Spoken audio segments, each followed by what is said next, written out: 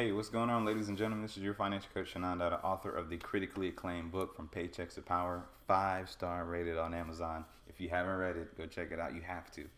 I'm also a CPA, developer, high school financial literacy curriculum, also the founder of the Social Budget app.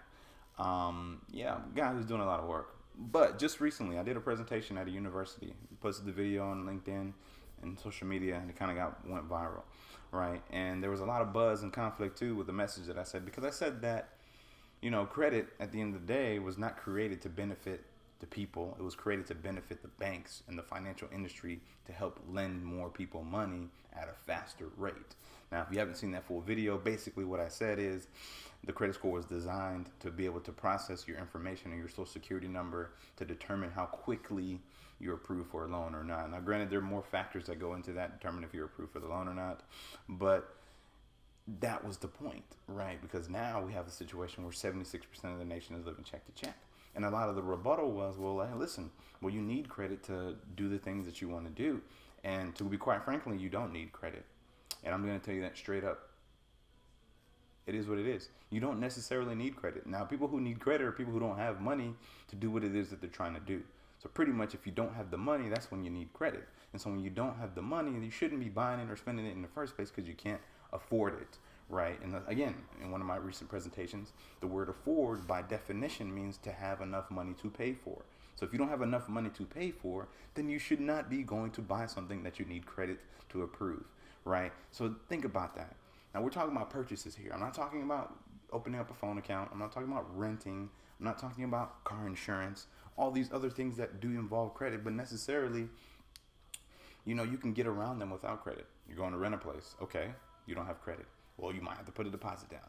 If you're somebody who's not in debt and you don't have credit, getting a deposit might be pretty easy, right? You don't have the extra car payment. You don't have the student loans. You don't have the credit cards weighing you down to where you can't put down a deposit on your place, right? Then there's the other aspect, insurance, right? If you have car insurance, for me, for example, when I paid off all my debt, I already had car insurance. So changing from one insurance to another was not an issue. They already had my driving record. They already had my history. I was already covered. So that proved that I could do insurance worthy. I didn't need credit anymore, right? So a lot of people get caught up in the details when most people already have insurance, transitioning to a new insurance company or staying with your insurance company when you've already been approved when you did have credit, doesn't change it all, right? Same thing with your phone service provider. You've probably been with your phone service provider for a while. And so if you were to get out of debt and your credit were to change, all of that changes just over a second, right? So you have to think about these things and don't let them hang you up, because you can be very successful without having credit. And this would allow you to literally thrive. Because if you're sitting here spending your whole life trying to build credit, you will forever be broke, because the only components that go into the credit score are things that revolve around debt. How much debt do you have? How much credit do you have outstanding? What type of credit? Your payment history, the types of loans that you have, any new inquiries, any new debt, those kind of things, right? So you really want to pay attention to that, because if you don't, and you just kind of do what everybody else is doing and go on autopilot just like everyone else, you will end up broke. You will end up struggling, and you'll be a part of the 76% that is living check to check in the United States of America. All right, so think about that before we move forward. And this is your financial coach, Shannon Dada, and I'm out. Create an awesome day. Thank you for listening to this message. If you found benefit to this video, please like, please share, and tag somebody else in it. And also, don't forget to check out my book, From Paychecks to Power, The 7 Power Moves to Unlock Wealth Building. It's 5-star rated on Amazon for a reason, and I've helped people pay off over $1 million worth of debt. So it's not fake.